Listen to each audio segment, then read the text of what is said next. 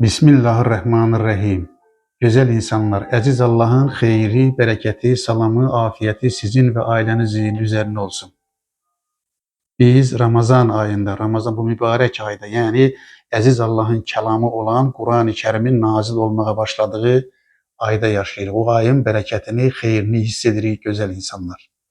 Əziz Allah bizə və əslində Ramazan orucu mədə ilə başlayır, səbirlə davam edir, iradə ilə güclənir, sonunda isə tacı isə, əsası isə, hədəfi isə gözəl əxlaqdır, yəni təqvadır. Təkcə Ramazan orucunun deyil, bütün ibadətlərin məqsədi insanı gücləndirmək, insanı qorumaq və insanı təqvaya qovuşturmaqdır. Təqvanın açılımının biri də budur ki, gözəl insanlar, mənim Qurandan öyrəndiyim tərifinin biri də budur ki, təqva insan olmağın haqqını verməkdir.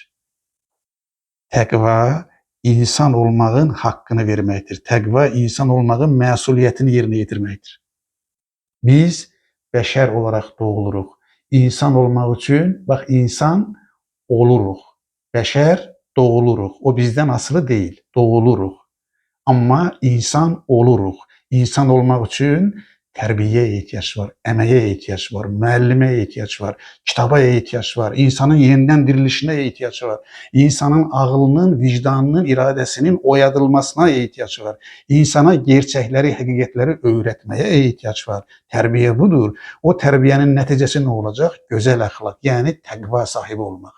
Yəni insanlığın haqqını vermək.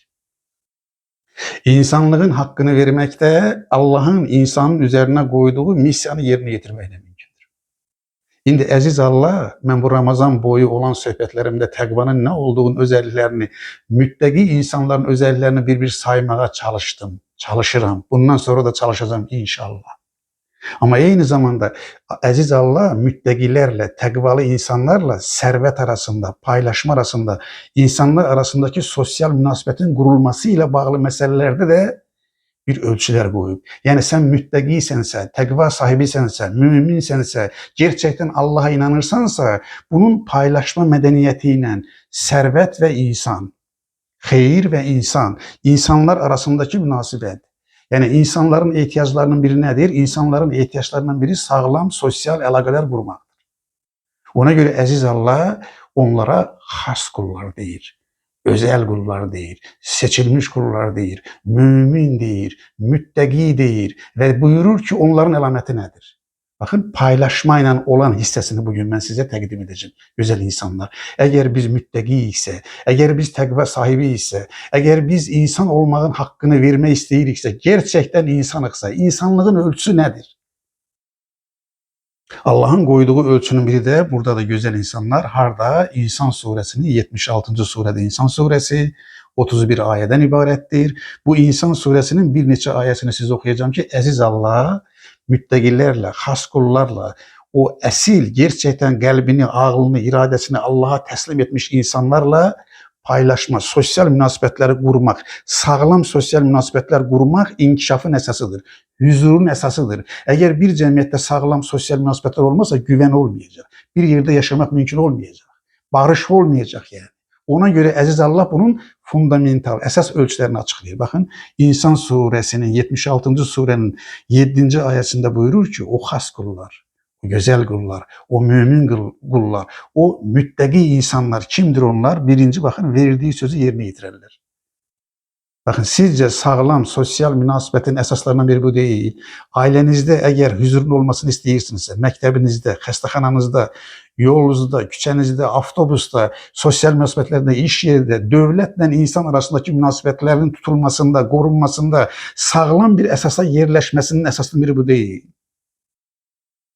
Verdiyi sözü tutmaq güvən yaradır, etibar yaradır. İnsanlar bir-birinə güvənirlərsə o cəmiyyətdə yaşamaq rahat olur, hüzur olur, barış olur. Bunun əksi nədir? Verdiyi sözü tutmaq. Yəni hamı yalançı. Hər kəs bir-birini aldadırsa o cəmiyyətdə yaşamaq imkansızdır. Orada hüzur olmaz, barış olmaz, güvən olmaz. Gözəl insanlar. İkinci, buyurur ki, onlar hesab günündən qorxurlar. Yəni onlar bütün işlərini Allahın rızası üçün edirlər. O hesab gününü düşürlər. İki dünyanı bir-birinə bağlayırlar. Baxın, iki dünyalı olurlar. Bu dünya və axirət. Axirət bu dünyanın ruhudur. Üç, onlar özləri möhtac olmalarına baxmayaraq adam özü möhtacdır, zəngin deyil, maddi belə deyək, qıt imkanları var. Bir çətinliklə gecə günü çalışaraq bir şəkildə ailəsini dolandırmağa çalışır. Baxın nə söylüyor, niyə görə belə söylüyor? Şərt qoyur baxın. Gerçək insan, gerçək dostluq, gerçək möminlik nə zaman ortaya çıxır? Çətin anlarda, dar və zor gündə sənin yanında olanlara sən dost deyirsən. Əziz Allah da buyurur ki, sən özün möhtac olmasına baxmayaraq, diqqət edin, 3 təbəqəni sayır. Yoxsulu, yetimi, əsiri yedirirlər və doyururlar. Yəni müttəqi kimdir? Xaskul kimdir? O dar və zor gündə və eyni zamanda özü möhtac olmasına baxmayaraq bu 3 təbəqəni qoruyur. Əslində Allahın niyyəti budur ki, yer üzündə Allahın dedikləri olsun. Yəni insanlar Allaha itaət etsinlər, Allahın dediyini yerinə yetirsinlər və yer üzündə heç aclıq olmasın, heç yoxsulluq olmasın. Aclığın, yoxsulluğun olmadığı bir dünya olsun. Məsələ qarın doyurmaq deyil, məsələ aclığın kökünü kəsməkdir. Amma insanların çoxu Allaha itaət etmədiyinə görə Allah bu variantda qoyub ki, o zaman ey möminlər, sizə bir iş düşür. Əgər insanlar Allahın buyurduğunu yerinə yetirmirsə, o cəmiyyətdə aclıq olacaq, yoxsulluq olacaq, sıxıntı olacaq. Sizin vəzifəniz nədir?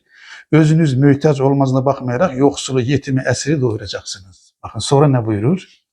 O müttəqi olan insanların əlamətinin biri budur ki, sağlam, sosial bağ quran insanların. Diqqət edin, sərvətlə Allah arasında bağ qurmaq, sərvətlə təqva arasında bağ qurmaq, sərvətlə iman arasında bağ qurmaq, sərvətlə sosial münasibətlər arasında bağ qurmağın ölçülərini açıqlayır. Deyir ki, o özləri möhtac olmasına baxmayaraq yetimlərə, yoxsullara, əsirlərə verən insanlar, paylayan insanlar, onlara doyuran insanlar, əsil müttəqi insanlar deyirlər ki, biz sizi yalnızca Allah rızası üçün doyururuq. Göstəriş üçün deyil, təkəbbür üçün deyil. Sizdən hər hansı bir qarşılıq, təşəkkür də istəmirik.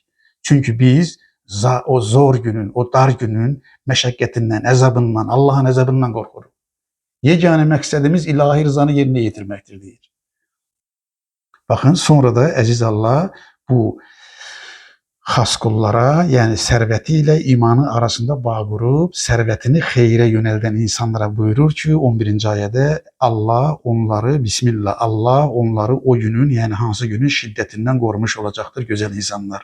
O insanların üzlərinə nur, qəlblərinə də sevinç qoyacaqdır. Baxın, fikir verin. Bir də təkrar oxuyuram o ayəni. Əziz Allah buyurur ki, bu yuxarıda saydığım hərəkətləri yerinə yetirənlər, yəni verdiyi sözü tutanlar, verdiyi sözü tutacaqlar. Cəmiyyətdə sağlam bağ quracaqlar. Özləri möhtac olmalarına baxmayaraq yetimləri, yoxsulları, əsirləri doyuracaqlar. Sonra baxın, bir şuurlu şəkildə onlara deyəcəklər ki, biz bunu sizə göstəriş üçün, təkəbbür üçün etmirik. Biz ilahi rıza üçün veririk. Biz iki dünyalı insanıq. Allahın rızasını qazanmaq üçün edirik. Bax, o insanlara Allah buyurur ki, Allah onları o günün şiddətindən qorumuş olacaq, onların üzlərinə parlaqlıq, nur, qəlblərinə də sevinç verəcəkdir. Səbr etmələrinə qarşılıq olaraq onlara cənnət və özgürlük vəd edir, əziz Allah. Baxın, səbr etməklərinə qarşı, niyə görə? Çünki qazanmaq səbr istəyir, qazandığını paylamaq səbr istəyir, başqalarını düşünmək səbr istəyir, hər şeyi Allahın rızasına görə etmək səbr istəyir, gözəl insanlar. Ona görə əziz Allah buyurur ki, onlar səbr etdiklərinə qarşılıq olaraq, səbr etdiklərinə görə, dar və zor gündə, özləri möhtac olmalarına baxmayaraq, Allahın verdiyi ruzidən Allahın qullarına da verirlərsə, bu səbr etmək işidir ki, səbir dirənişdir. Bunlara qarşılıq olaraq Allah onlara buyurur ki, cənnət və azadlıq vəd edir, əziz Allah onlara, gözəl insanlar. Əziz Allah bizə, bax burada bir qısa da bir şey də söyleyeyim, gözəl insanlar. Əziz Allah buyurur ki, iki dünyada, sadəcə tezislərini oxuyacağım, iki dünyada insanı rəzil edən səbəblər bunlardır. Paylaşma ilə bağlı hissəsini oxuyuram yalnız. Baxın, yetimi verməmək insanı zəllidir. Sərvəti özündən bilmək, sərvət mənimdir demək, mülkün sahibi mənimdir demək insanı rəzil edər. Yoxsulu doyurmamaq insanı rəzil edər. Yoxsulu doyurmaq üçün bir-birini təşviq etdirmək insanı rəzil edər. Əməksiz qazanc, halal, haram insanı rəzil edər. Mala kölə olmaq. Baxın, malın ağasısınız, yoxsa köləsisiniz. Mala kölə olmaq insanı rəzil edər. Haram yemək insanı rəzil edər, buyurur Allah. Yəni, bütün toplasan bunları, Allah istəyir ki, cəmiyyətdə sosial münasibətlər sağlam olsun. İnsanlar bir güvən içində, hüzur içində, barış içində yaşasınlar. Bunun da əsasının biri nədir? Sosial ədalətdir. Eğer biz mümin ise, gerçekten Allah'a teslim olmuşuksa, müttəqi ise, onda bunu əməlimizdə, sərvətimizdə, sağlam sosial münasibətlərimizdə göstərməliyik, gözəl insanlar. Məni dinlədiyinizə görə sizə təşəkkür edirəm.